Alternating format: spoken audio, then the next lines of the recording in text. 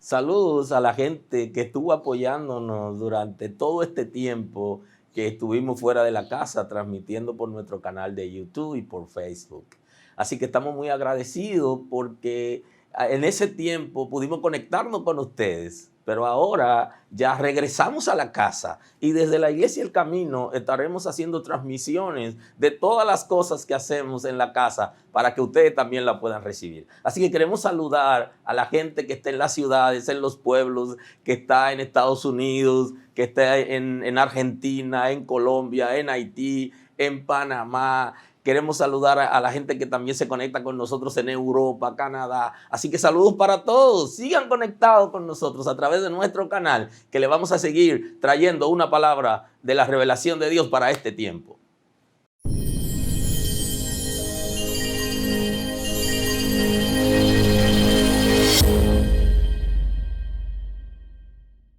Acompáñenme el día de hoy a la carta de Pablo a los Romanos, capítulo 3, versículo 21.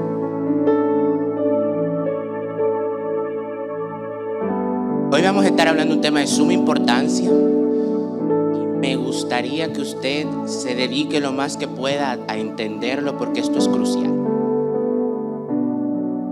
Pero ahora, aparte de la ley, se ha manifestado la justicia de Dios, testificada por la ley y por los profetas.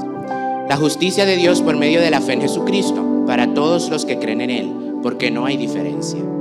Por cuanto todos pecaron y están destituidos de la gloria de Dios, siendo justificados gratuitamente por su gracia, mediante la redención que es en Cristo Jesús, a quien Dios puso como propiciación por medio de la fe en su sangre, para manifestar su justicia, a causa de haber pasado por alto en su paciencia los pecados pasados, con la mira de manifestar en este tiempo su justicia, a fin de que Él sea el justo y el que justifica al que es de la fe de Jesús. Gracias, Señor, por tu palabra. Gracias, gracias, gracias. Te pido, Señor, que seas tú abriendo los ojos del entendimiento. Si hay alguno aquí que el día de hoy se encuentra en un estado en oscuridad, Señor, te pido que tu verdad, que la verdad de tu palabra hable a nuestros corazones y nos recuerde quiénes somos delante de ti y tu gran obra por nosotros. En el nombre de Jesús. El versículo que acabamos de leer se encuentra en la carta a los Romanos. Esta carta escrita por el apóstol Pablo a la iglesia de Roma. Escuchen que se quede eso, iglesia de Roma, porque lo que vamos a estar hablando hoy pudiera parecer como un tratado evangelístico a gente que no conoce a Dios, pero nada que ver. En el contexto en el que Pablo la escribió, se la escribió una iglesia, es decir, que ya estaban salvos, se supone, ¿verdad?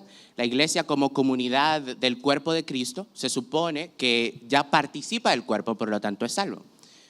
Sin embargo, en estos versículos, Pablo explica el evangelio desde la perspectiva de la justicia de Dios. Es súper interesante si nos vamos al contexto donde se encuentra este versículo. El versículo 21 que acabamos de leer dice, pero ahora. Implica un contraste entre algo que ya se viene dando anteriormente, ¿verdad que sí? En los capítulos anteriores, desde el capítulo 1, versículo 18, hasta ahora, que lo vemos en el 3:21, se abre un caso legal. El apóstol Pablo va a explicar el evangelio, hablando desde el inicio de su carta en el 1:16, como muchos de ustedes ya se lo saben, porque no me avergüenzo del evangelio, porque es poder de Dios para todo aquel que cree, para el judío primeramente y también al griego. Después de dar esta declaración contundente de lo que es para él el evangelio, de lo cual no se avergüenza, él entonces empieza a desglosar este evangelio. Pero el evangelio es una combinación de una mala noticia y una buena noticia. Muchas veces cuando nos preguntan qué noticias queremos escuchar, si tenemos dos, usualmente elegimos la mala primero, como para dejarlo mejor para el final. Y eso es precisamente lo que Pablo nos da aquí. Primero nos da la mala, luego nos da la buena. ¿Cuál es la mala? Pablo abre un caso legal. Empezando en el capítulo 1, versículo 18, empieza juzgando a toda la humanidad pagana, todos aquellos que tienen el pecado escrito por todas partes. Esos son los que nosotros vemos con ojos despreciables, que lo vemos así como tan lejos de Dios, que en el versículo 28 dice, y como ellos no grabaron, 28 del capítulo 1, y como ellos no aprobaron tener en cuenta a Dios, Dios los entregó una mente reprobada para hacer cosas que no convienen, estando atestados de toda injusticia, fornicación, perversidad, avaricia, maldad, llenos de envidia, homicidios, contiendas, engaños y malignidades, murmuradores, detractores, aborrecedores de Dios, injuriosos, soberbios, altivos, inventores de males, desobedientes a los padres, necios, desleales, sin afecto natural, implacables, sin misericordia, quienes habiendo entendido el juicio de Dios, que los que practican tales cosas son dignos de muerte, no solo las hacen, sino que también se complacen con los que la practican. El apóstol Pablo empieza juzgando a este grupo de personas, este grupo que tiene todas estas cosas, o sea, que son la gente que nosotros vemos como estos pecadores horribles. O sea, ahí metemos a Hitler, ahí metemos a Ted Bundy, ahí metemos a todos los asesinos grandes, los violadores, toda esta gente que de lejos se ve que es pecador. Obviamente, el veredicto del primer juicio, culpable. Pero no solamente abre juicio contra esos que tienen el pecado escritos por todas partes, sino que también abre juicio contra los moralistas, aquellos que viven con cierto estándar moral, que se jactan de su justicia y que juzgan a los otros porque son demasiado pecadores, son demasiado inicuos, demasiada maldad. ¿Usted sabe cómo empieza el apóstol Pablo el juicio contra ellos? Capítulo 2, versículo 1. Acompáñeme. Por lo cual eres inexcusable, oh hombre, quien quiera que seas tú que juzgas. Pues en lo que juzgas a otro, te condenas a ti mismo, porque tú que juzgas haces lo mismo. Mas sabemos que el juicio de Dios contra los que practican tales cosas es según verdad. Y piensas esto, oh hombre, tú que juzgas a los que tal hacen y haces lo mismo, ¿que tú escaparás del juicio de Dios? ¿O menosprecias las riquezas de su benignidad, paciencia y longanimidad, ignorando que su benignidad te guía al arrepentimiento? Pero por tu dureza y por tu corazón no arrepentido, atesoras para ti mismo ira para el día de la ira y de la revelación del justo juicio de Dios. Los moralistas y decentes que se jactan de su buena moral, que se jactan de sus buenas acciones, también están condenados. Veredicto del segundo juicio, culpable. Tercer juicio, contra los judíos. O, vamos, si quieren, para aplicarlos a nosotros, póngale los religiosos. Estos son la gente que conoce la palabra de Dios. Esta es la gente que tiene la ley de Dios. Esta es la gente que se jacta de vivir bajo los estándares de la ley, pero solamente se conforman a ella de una manera externa. Su corazón, como bien lo dice el profeta, está lejos de Dios. Es simplemente una pantalla legalista. Y contra esta gente también abre juicio el apóstol Pablo. Capítulo 2, versículo 17. He aquí tú tienes el sobrenombre de judío y te apoyas en la ley y te glorías en Dios y conoces su voluntad e instruido por la ley apruebas lo mejor y confías en que eres guía de los ciegos, luz de los que están en tinieblas, instructor de los indoctos, maestro de los niños, que tienes en la ley la forma de la ciencia y la verdad. Tú pues que enseñas a otro, ¿no te enseñas a ti mismo? Tú pues que enseñas a otros, ¿no te enseñas a ti mismo? Tercer veredicto del juicio, culpable también, los judíos, los religiosos, todos aquellos que tienen una conformidad externa con la ley, pero que en su corazón realmente no obedecen esta ley. Y el veredicto general para todos está contenido en los versículos 9 al 20 del capítulo 3. Vamos a leer solo algunos. Vamos al versículo 10, vaya conmigo. Como está escrito, no hay justo ni aún uno. No hay quien entienda, no hay quien busque a Dios. Todos se desviaron, a una se hicieron inútiles. No hay quien haga lo bueno, no hay ni siquiera uno. Recuerden que el apóstol Pablo le está hablando a los judíos, ¿verdad? En el tercer juicio. Y en esta parte, desde el versículo 10 como hasta el versículo 18, Pablo agarra escrituras del Antiguo Testamento y las va poniendo una debajo de la otra. Escrituras de Salmos y de Isaías específicamente. Y se las trae y les dice, ustedes saben la ley, déjenme traerle lo que dice la ley. Déjenme traerle lo que dicen las escrituras de las cuales ustedes tanto se jactan. No hay justo ni aún uno. No hay quien entienda, no hay quien busque a Dios, no buscamos a Dios por nosotros mismos, no hay quien pueda hacerlo. Todos se desviaron, no dice algunos, no dice solo los paganos, no dice solamente los moralistas, dice todos, judíos y gentiles, absolutamente todos se desviaron, se hicieron inútiles, todos. No hay quien haga lo bueno. No se puede decir que haya alguien en la tierra que haya nacido con la capacidad de hacer lo bueno, conforme a los estándares de la justicia de Dios. Evidentemente, como parte de tener la semejanza de Dios, ¿verdad? Esa imagen de Dios que nos dio en Adán, pues podemos hacer acciones que son buenas en sí mismas, claro. Ayudar a los demás, dar caridad, por ejemplo. Todas estas cosas son buenas. Pero analicemos los motivos. ¿No se ha puesto usted a analizar por qué tal vez mucha gente ayuda tanto como ayuda? ¿No será que quiere para ellos reconocimiento? ¿No será que busca la alabanza de los hombres? ¿No será que se quiere ganar el favor de la gente? Dice la Biblia que para ellos ya hay recompensa. Y es precisamente por esto que el apóstol Pablo aquí citando a Salmos y citando a Isaías dice, no hay quien haga lo bueno. Porque de acuerdo a los estándares de la justicia de Dios, no hay absolutamente nadie que pueda obrar conforme a Él. Nadie. No hay quien se libre de la culpabilidad del pecado.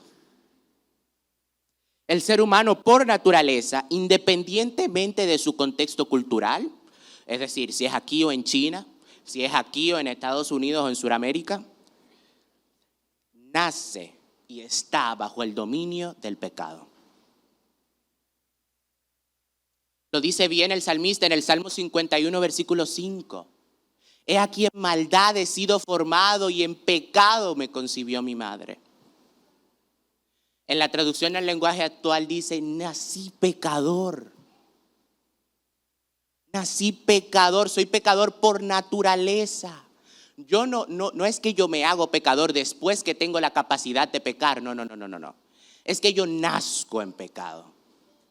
Es que mi naturaleza por ser ella es pecaminosa. Esto nos choca bastante. Porque muchas veces nosotros nos creemos buenas personas, ¿verdad que sí? Pero yo no le hago mal a nadie. Yo amo a mi familia. Yo no ando matando. Yo no me prostituyo. yo no hago nada de estas cosas externamente tan malas. Pero te voy a decir algo. Cuando Dios te juzgue, o cuando Dios juzga, no juzga comparándote con el peor pecador.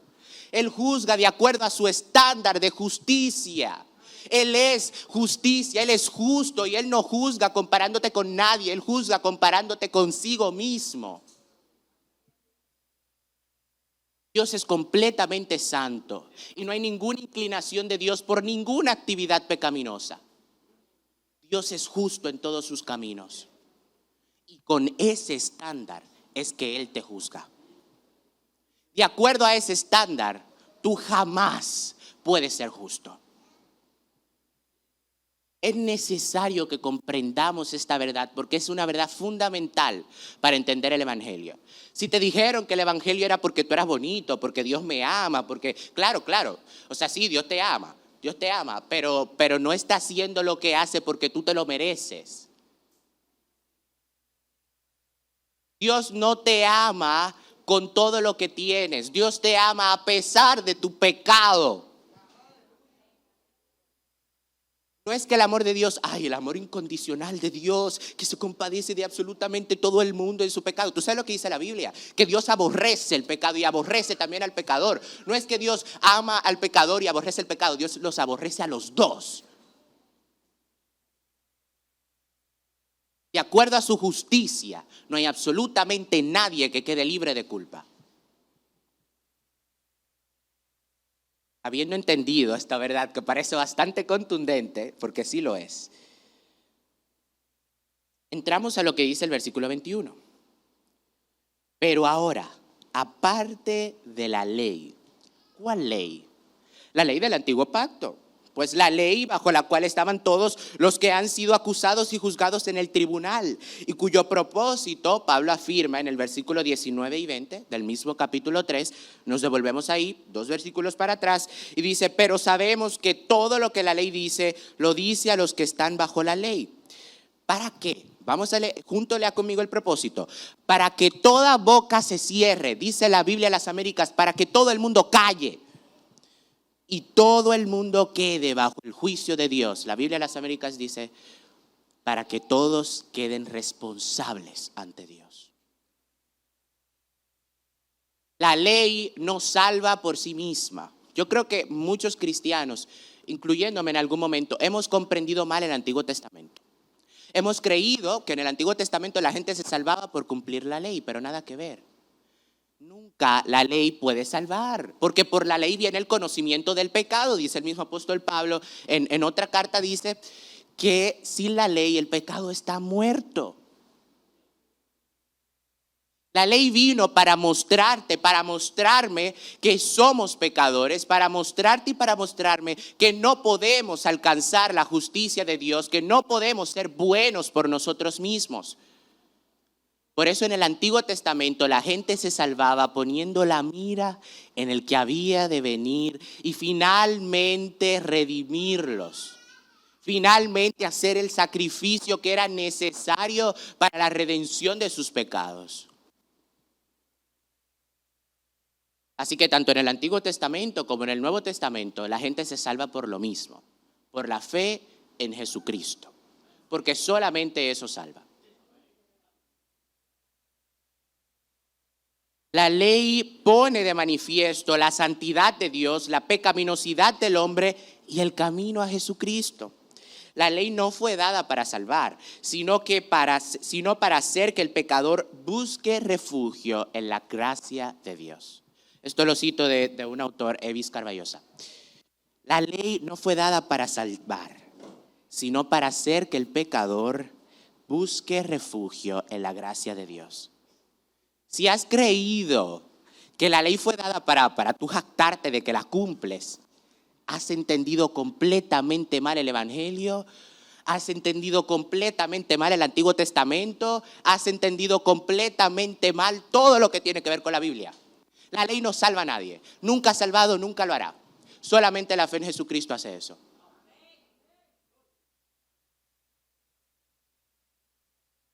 Seguimos en el versículo 21. Pero ahora, aparte de la ley, se ha manifestado la justicia de Dios, testificada por la ley y por los profetas. Fíjense que en el griego no dice justicia de Dios, sino dice justicia Dios. Lo que quiere decir que no es cuantitativo la cantidad de justicia que tiene Dios, sino la cualidad de la justicia que tiene Dios.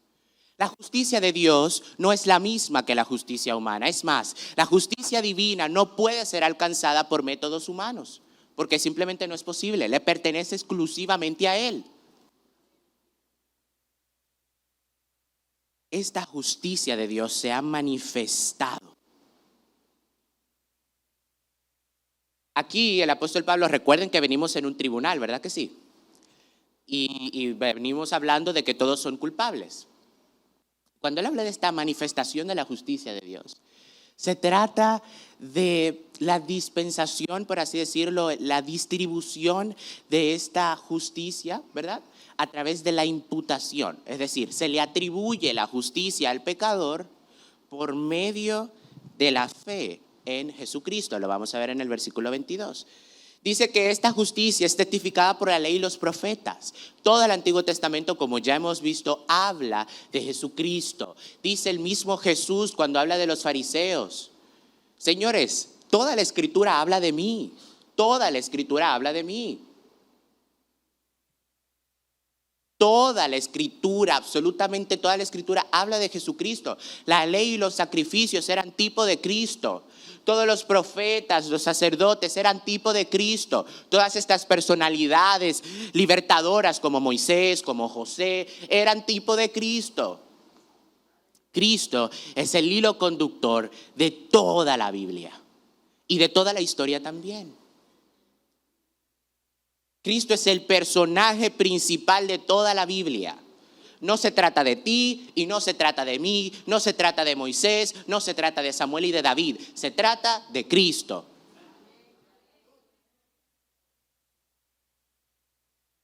Incluso vemos en versículos como Habacuc 2:4, que es uno de los que cita el apóstol Pablo, dice, justificados, dice el apóstol Pablo, justificados pues por la fe tenemos paz para con Dios por medio de nuestro Señor Jesucristo. También dice en otra parte que el justo por la fe vivirá.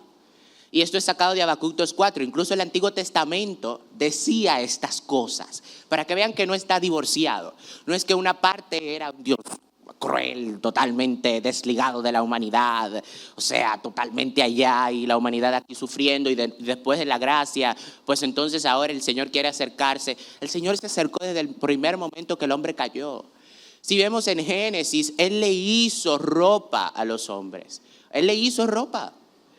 Él es inmanente, Él es trascendente, es decir, está por encima de, va más allá de la naturaleza humana, más allá de la tierra y de todo lo físico, pero también es inmanente. Se quiere relacionar con su creación, quiere tener una relación con su creación por puro afecto de su voluntad bondadosa. El Antiguo Testamento se hace eco de la verdad, de la justicia de Dios. Esta justicia que es por medio de la fe, versículo 22, en Jesucristo para todos los que creen en Él. Justicia por medio de la fe en Jesucristo. ¿Y qué es la fe? ¿A qué se refiere esta fe? Es la creencia plena, la confianza en todo lo que se dice acerca de Jesús y específicamente en su obra redentora. Si crees que Jesús existe, no es suficiente. Si crees que Dios, en todos los atributos de Dios, tampoco es suficiente. Es necesario que creas en todo lo que se dice acerca de Dios y de Jesús, lo cual es válido, perfecto, pero también que creas en su obra y en las implicaciones que tiene para ti. Y solamente así podrás alcanzar esta justificación de la cual habla el versículo 22. La justicia de Dios por medio de la fe en Jesucristo para todos los que creen en Él, porque no hay diferencia. Esta justicia que es exclusiva de Dios, que es manifestada en Jesucristo, está abierta para todos los que creen en Él. no hay diferencia. Asimismo, como en el versículo 11 del capítulo 2 dice que no hay acepción de personas, en el juicio no hay acepción de personas, Dios castiga justamente a todo el pecador, tampoco hay acepción de personas y diferencia para acceder a esta justificación gratuita. Dios no hace distinciones entre judío, entre gentil. Dios no hace distinción entre hombre o mujer. Dios no hace distinción entre una cultura y la otra, sino que está abierto para todos los que creen en Él, porque no hay diferencia. Quiero hacer un especial énfasis en creen. Fíjense, pensaba esto mientras hacía, ¿verdad?, organizaba este sermón, que Juan 3:16 dice, para todos los que en Él creen, no para todos los que en Él crean, sino para todos los que en Él creen. Para todos los que activamente se mantienen creyendo. No que creyeron en un momento, sino para todos los que activamente se mantienen creyendo. Porque esta fe en Jesucristo no es algo de un momento y dejé de creer. Es algo que se mantiene a través del tiempo. Es una creencia sostenida a través del tiempo. De hecho, uno de los términos que usamos para denominar a los convertidos, ya se me fue adelante el término, es creyente. Es que tiene la habilidad de creer, no que tuvo la habilidad de creer, sino que la tiene, que constantemente y continuamente se mantiene creyendo. Para todos los que creen en Él está abierta la justificación, la salvación. Porque no hay diferencia. Por cuanto todos pecaron. ¿Por qué no hay diferencia? Por cuanto todos pecaron y están destituidos de la gloria de Dios. Todos, desde el mejor hasta el peor, nos hemos quedado cortos. La Biblia de las Américas dice no alcanzan la gloria de Dios. Es una mejor traducción del término griego que se utiliza, que precisamente denota esta cualidad de quedarse corto, como cuando usted lanza a un blanco y se queda corto, no llega, no da en el blanco. Asimismo nosotros, no alcanzamos la gloria de Dios. Nos quedamos cortos, absolutamente todos. Morris, citando a Mule, dice lo siguiente: la ramera, el mentiroso y el asesino están cortos de ella, pero tú también. Quizás ellos están en el fondo de la mina y tú estás en la cresta de un alpe, de una montaña, pero tú tienes la misma poca habilidad de tocar las estrellas como todos ellos. El hecho de que tú seas menos malo que fulanito de tal, menos malo que estas figuras reconocidas en la historia como terribles, no quiere decir que tú no seas malo. Al igual que ellos, tú también has quedado corto de la justicia de Dios. Tú no alcanzas la gloria de Dios. Tú no alcanzas a poder habitar en el esplendor de su presencia. Al igual que todos ellos también. No hay diferencia, por cuanto todos pecaron y están destituidos de la gloria de Dios. Pero a partir del versículo 24, la cosa empieza a tomar otro matiz. Aquí se nos empieza a dar más específicamente qué se nos ofrece a través de la justicia de Dios. Recuerden, estamos en un juicio y lo que se recalca en un juicio o la cualidad que está presente es la justicia. Precisamente aquí la justicia de Dios. Dios es justo. Y a partir de este versículo 24, el apóstol Pablo describe este proceso, esta grandiosa realidad de la salvación a partir de 3 ilustraciones. La primera, justificación, que ya la hemos venido viendo, que es una imagen de un tribunal de justicia. La segunda es la redención, vamos a ver más adelante, también en este versículo 24. Y la tercera, propiciación. Redención es una imagen del mercado de esclavos. Anteriormente, en los siglos primeros, 1 y 2, se utilizaba este término para denominar el rescate, es decir, el precio que se pagaba para rescatar a un esclavo o un prisionero de guerra. Entonces, el apóstol Pablo utiliza esto como imagen para describir la salvación, como también utiliza propiciación. que es una imagen del ámbito religioso judío.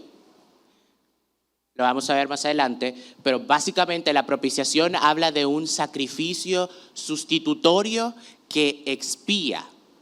Es decir, en el Antiguo Testamento existía lo que era el propiciatorio. ¿Qué era el propiciatorio? Bueno, el arca del pacto tenía una tapa y encima estaban dos querubines, ¿verdad que sí? Creo que la mayoría ha podido ver esa imagen. Y lo que estaba en el medio se llamaba propiciatorio. ¿Qué pasaba ahí? Una vez al año el sumo sacerdote entraba al lugar santísimo, que era donde estaba el arca del pacto, y ofrecía un sacrificio por los pecados de todo el pueblo. Este día, en la tradición judía, era el día más sagrado de todos. El Yom Kippur era un día increíblemente sagrado, no se hacía nada, o sea, solamente el sacrificio. ¿Y por qué entonces Cristo es nuestra propiciación? Lo veremos más adelante. Pero empezamos con la justificación, que es la imagen del tribunal de justicia. Aquí, a través de Jesucristo, se nos imputa la justicia de Dios a nosotros y somos declarados justos, no hechos justos, ojo, no hechos justos, sino declarados justos, declarados inocentes, porque no somos justos, ni jamás lo seremos mientras vivamos en este cuerpo de muerte, sino que la justicia de Dios es aplicada a nosotros. Y ahora, cuando Dios nos ve a nosotros, ve a Jesucristo, ve la justicia de Jesucristo, y por eso nos hace aceptos ante Él. No es que nosotros nos volvemos justos, no. Es que la justicia de Cristo, es que ahora participamos junto de la justicia de Cristo. Es que ahora cuando Dios nos ve a nosotros, Él ve la justicia de su Hijo y no nos juzga conforme a nuestra rebelión, conforme a lo que nos merecemos, porque su Hijo es completamente justo. Jesucristo es el único del cual Dios dijo: este es mi Hijo amado en quien tengo complacencia, que me complazco, me siento feliz en Él. Completamente justo Jesucristo. Y solamente a partir de la justicia de Jesucristo, nosotros, poniendo nuestra plena confianza en Él, podemos entonces ser justificados. Gratuitamente por su gracia, siendo justificados ¿cómo? Gratuitamente por su gracia. Un tanto redundante podría parecer, ¿no? Pero me parece que el apóstol Pablo eso es lo que quiere, que pongamos un especial énfasis en esta parte. Justificados gratuitamente por su gracia, sin costo y por puro afecto de su voluntad que se mueve libremente, sin determinación o manipulación humana. Gratuitamente por su gracia. Como todos hemos pecado y estamos destituidos de la gloria de Dios, no hay nada que podamos hacer para ganarnos esta justificación. Solamente puede venir de un acto benevolente de Dios, quien en su voluntad y su soberanía decide venir a salvar al ser humano. Decide por Él mismo, no porque lo manipulemos, no porque vivamos conforme a cierto estándar de justicia, sino porque simplemente Él quiere hacerlo. Gratuitamente por su gracia.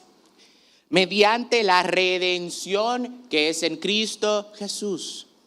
Redención, recuerdan el término que acabamos de mencionar ahora mismo. El precio que se paga por el rescate de un prisionero de guerra o de un esclavo. Precisamente eso vino a ser Jesucristo. Nos rescató. Pagó un precio, su sangre.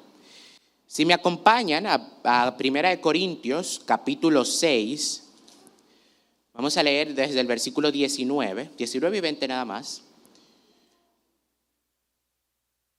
Fíjense lo que nos dice. ¿O ignoráis que vuestro cuerpo es templo del Espíritu Santo, el cual está en vosotros, el cual tenéis de Dios, y que no sois vuestros? Porque habéis sido comprados, redención, comprados, se pagó un precio, habéis sido comprados por precio. Glorificad pues a Dios en vuestro cuerpo y en vuestro espíritu, los cuales son de Dios. Una vez Jesús paga, le pertenecemos ahora a Él. Es decir, ya nuestra vida no nos pertenece a nosotros mismos. Es más, nunca nos perteneció. A ver, si me explico. Nosotros nunca fuimos libres de la manera que siempre lo pensamos.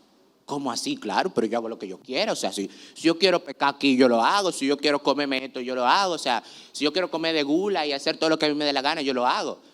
Claro, pero lo que tú no estás tomando en cuenta es algo fundamental. Tu deseo está subordinado al pecado y tú no te das cuenta. Porque tu naturaleza en sí mismo es pecaminosa y tiende al pecado. Tú quieres hacer estas cosas. No es que tú no quieres, es que tú quieres. Porque tu deseo está subordinado al pecado. Tu libertad es una ilusión. No eres libre de nada. Eres esclavo del pecado. Por eso, cuando el Señor nos compra, ahora, en vez de pertenecerle al pecado, en vez de servir al pecado, ahora somos siervos de Jesucristo. Le pertenecemos a Él. Por eso también dice el apóstol Pablo en Romanos capítulo 12, versículo 1. Hermanos, os ruego por las misericordias de Dios que presentéis vuestros cuerpos en sacrificio vivo, santo y agradable a Dios, que es vuestro culto racional, que es vuestro culto que es debido, dice la Nueva Traducción Viviente. El que es debido, el que tú tienes que hacer, porque le pertenecemos ahora a Dios, no nos pertenecemos a nosotros mismos. Por eso hemos de glorificar a Dios en nuestro cuerpo y en nuestro espíritu, porque ambos, todo nuestro ser, ahora le pertenece a Dios. Seguimos en el versículo 25, a quien Dios puso como propiciación por medio de la fe en su sangre, para manifestar su justicia, a causa de haber pasado por alto en su paciencia los pecados pasados. Propiciación, ¿recuerdan el término? Propiciación. Sacrificio sustitutorio para aplacar la ira de Dios. Este sacrificio que se hacía una vez al año era precisamente como una sustitución de lo que todo el pueblo debía de sufrir. La paga del pecado es muerte, dice también el apóstol Pablo. Todo el mundo, por su pecado, merece morir como morían los animales del Antiguo Testamento, su sangre sobre ellos. Y este día, el día de la expiación, lo que sucedía era precisamente lo que sucedió en la cruz de Cristo, que esta es la tercera imagen que el apóstol Pablo usa para ilustrar esta preciosa obra de Cristo. Ese día, todo el pecado del pueblo pasaba al animal, por así decirlo, y toda la justicia de Dios se veía aplicada a ese animal que moría. En Jesucristo, todos nuestros pecados le son imputados y su justicia entonces nos es atribuida a nosotros. Él nos sustituye. Él sustituye lo que nosotros debemos pagar. Él se pone en el lugar de nosotros y funge como este sacrificio que es necesario hacer. El autor de los Hebreos dice que sin sangre no hay remisión de los pecados. A ver si me entiendo. Si tú no mueres o si no hay muerte en sentido general, no hay manera de redimir los pecados. Por eso era necesario que viniera alguien que fuera perfectamente justo y que cumpliera con todos los estándares de la justicia divina para entonces poder por fin librar y absolver, perdonar a toda la raza humana a través de él. Sin sangre no hay remisión de los pecados. Hebreos 10:11, ciertamente todo sacerdote está día tras día ministrando y ofreciendo muchas veces los mismos sacrificios que nunca pueden quitar los pecados. Incluso este sacrificio que se hacía una vez al año no podía quitar los pecados. Pero Cristo, 11, habiendo ofrecido una vez y para siempre un solo sacrificio por los pecados, se ha sentado a la diestra de Dios. Por fin llegó el sacrificio perfecto. Por fin llegó el momento más anhelado por todos los santos del Antiguo Testamento. Por fin llegó la manifestación de la justicia de Dios en Jesucristo, a través del cual ahora podemos nosotros ser justificados. Los sacrificios del Antiguo Testamento, ninguno de ellos, por más sagrado que fuera, quitaba los pecados. Me gusta esta ilustración que utilizó un predicador para referirse a esto, y es como a crédito, era como a crédito. Como cuando usted utiliza la tarjeta de crédito, ¿verdad? Y usted paga con esa tarjeta, pero después tiene que pagar la tarjeta. Asimismo es esto de los sacrificios. Fue a crédito. ¿Por qué? Porque era necesario al final un sacrificio perfecto que satisfaciera y que pagara todas las demandas de la justicia de Dios. Y Cristo vino a hacer ese sacrificio. Por eso, en el versículo 26, me parece ahí donde estamos, nos dice, en el 25, a causa de haber pasado por alto en su paciencia los pecados pasados. Pasó por alto en su paciencia los pecados pasados. Recuerden, los sacrificios no podían quitar los pecados. Así que, ¿qué hacía Dios? Bueno, vamos a hacer, es una analogía, una comparación, una figura. Vamos a hacer como que un pago por adelantado con la tarjeta de crédito, pero después tiene que venir algo que pague completamente toda la deuda. Y eso es lo que pasa en Jesucristo y en los sacrificios del Antiguo Pacto. Estos sacrificios solo eran sombra de lo que había de venir. Solo era la sombra de lo que tenía que suceder. Dios pasó por alto los pecados de los del Antiguo Testamento para poder pagarlos en Jesucristo. Dios, en su omnisciencia, en su soberanía, ya había destinado el momento para que Cristo se manifestara. Dice Apocalipsis, el Cordero destinado desde antes de la fundación del mundo.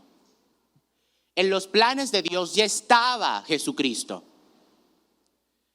Y por eso, como Él tenía ya en mente que esto iba a suceder en un momento de la historia, entonces Él pasó por alto en su paciencia, sabiendo que un sacrificio de su propio Hijo, iba a pagar estas consecuencias. Su propio Hijo, que no deja de ser Dios. Acompáñame a Isaías capítulo 53, versículo 3. Despreciado y desechado entre los hombres, varón de dolores, experimentado en quebranto, y como que escondimos de él el rostro, fue menospreciado y no lo estimamos. Ciertamente llevó él nuestras enfermedades, sufrió nuestros dolores, y nosotros le tuvimos por azotado, por herido de Dios y abatido. Mas él herido fue por nuestras rebeliones, molido por nuestros pecados. El castigo de nuestra paz fue sobre él, y por sus llagas fuimos nosotros curados. Todos, de nuevo, la noción que vimos en los versículos 10 y 11 del capítulo 3. Todos nos descarriamos como ovejas, cada cual se apartó por su camino. Mas Jehová cargó en él. Jehová cargó en él. ¿Cómo que Jehová cargó en él? Jehová cargó en él el pecado de todos nosotros. ¿Por qué dice Jehová cargó en él? Jesucristo es Dios. Dios mismo cargó con nuestros pecados. Y era la única manera. Jesucristo era necesario para resolver el dilema. El dilema de que Dios es justo y tiene que castigar, tiene que hacer ver su justicia, mantener su justicia, pero su voluntad de ser misericordioso con la humanidad, de querer salvar a la humanidad, tenía que hacerlo a través de su justicia. Por eso se tuvo que manifestar Jesucristo para que la justicia de Dios cayera sobre él, y entonces nosotros, poniendo la fe en él, seamos salvos.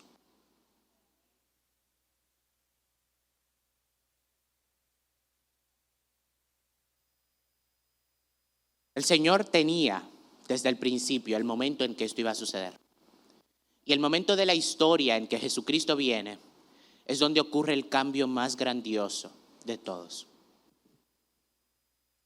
3:26.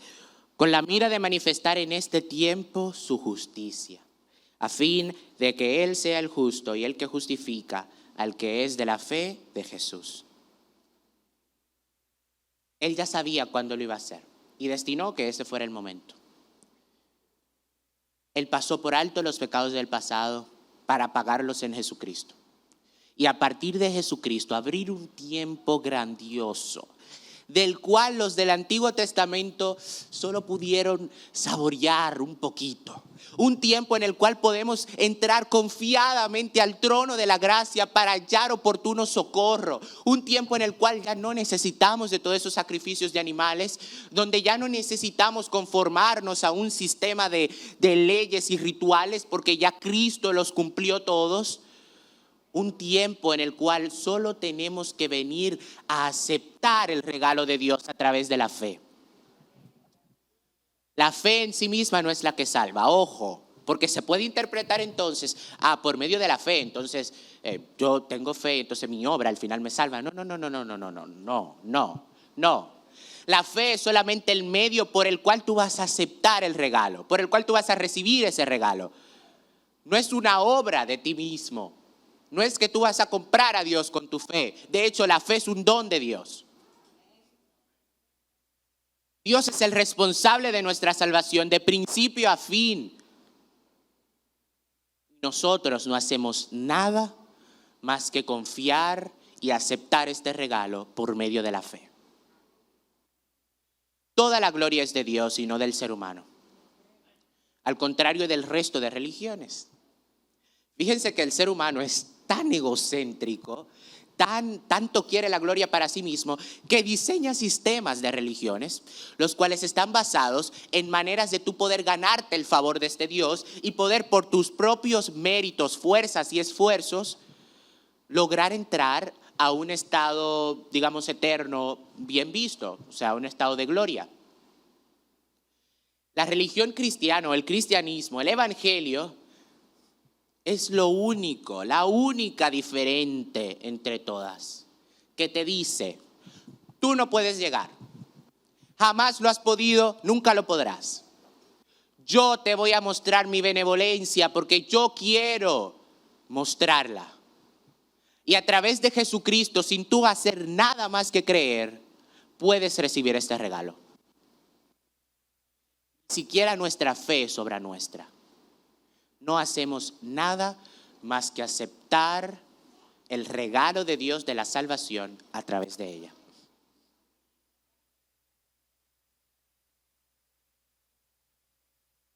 En conclusión, señores, ya estamos terminando. El ser humano es pecador por naturaleza. Nace en el pecado y practica el pecado de forma natural, pues su voluntad está atada al deseo pecaminoso, de modo que no se da cuenta. No se da cuenta. Y por eso es que mucha gente cree que es buena. Fíjense que me encanta esta frase de C.S. Lewis. Fíjense lo que dice Lewis. Es realmente de sentido común. Se comprende el sueño cuando se está despierto, no mientras se está dormido. Se perciben los errores en aritmética cuando la mente trabaja de manera apropiada. Cuando se los está cometiendo, no se puede verlos, porque son errores, no se puede verlos. Es posible comprender la naturaleza de la ebriedad cuando se está sobrio, no cuando se está borracho. La gente buena sabe tanto del bien como del mal. La gente buena, entendido como los justificados en Jesucristo, saben tanto del bien como del mal. La gente mala no sabe de ninguno. Por eso se cree bueno, porque no conoce la profundidad de su pecado, no conoce su condición, no sabe lo que está metido. Somos pecadores y malos por naturaleza. Y nuestro deseo está atado a este pecado. Y por eso, absolutamente todos, porque todos tenemos esta inclinación natural hacia el pecado, somos culpables de juicio. La ira de Dios se revela contra toda impiedad y justicia de los hombres. Romanos capítulo 1. Toda impiedad e injusticia de los hombres. Toda. No alguna. No las más grandes.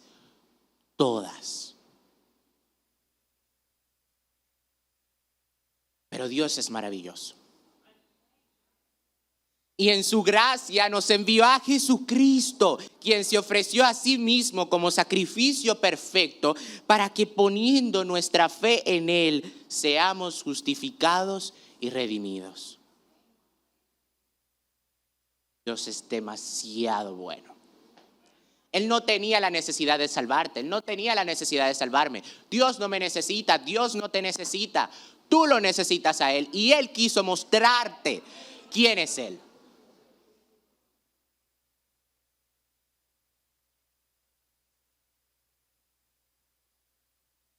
Y después de esta exposición del Evangelio pudiéramos pensar, bueno, pero ya yo soy salvo, no, realmente no necesito todo esto, ya yo cumplí, ya yo tengo fe, ya Dios me salvó. Sin embargo, fíjense, recuérdense lo que le dije al principio de Romanos, ¿a quién estaba escrito? A una iglesia. El Evangelio no es solamente para los de afuera, es también para los que lo han recibido. Es necesario que nosotros recordemos quiénes somos delante de Dios y qué Él ha hecho por nosotros.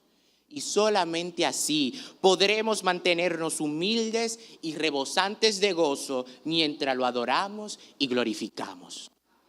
Solamente recordando la maravillosa obra de Jesucristo en la cruz, podemos nosotros vivir humildes bajo su poderosa mano, entendiendo quiénes somos delante de Él, nuestra real condición, nuestra naturaleza.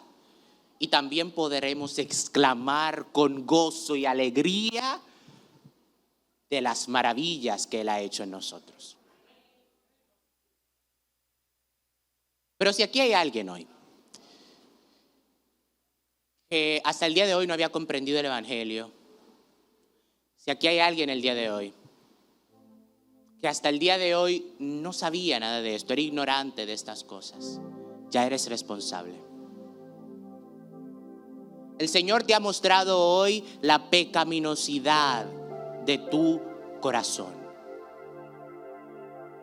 Eres pecaminoso por naturaleza y no te puedes librar del juicio de Dios que es para todos aquellos que pecan.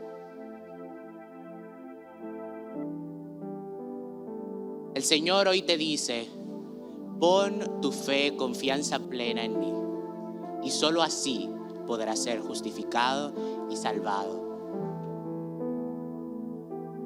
Si alguien que está aquí hoy siente como que no es tan malo, te recuerdo que no hay pecado tan pequeño que la justicia de Dios no condene. Pero si por el contrario hay alguien que después de escuchar estas palabras se siente como el pecador, o sea, más alejado de Dios en tanto pecado y suciedad, te recuerdo que no hay pecado tan grande que la misericordia de Dios no perdone.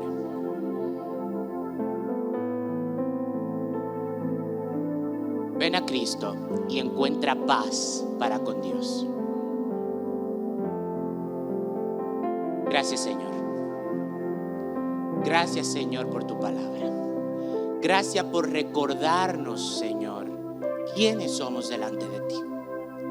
Gracias por recordarnos que no podemos nosotros vivir para ti, que delante de tu santidad y tu justicia no somos nada.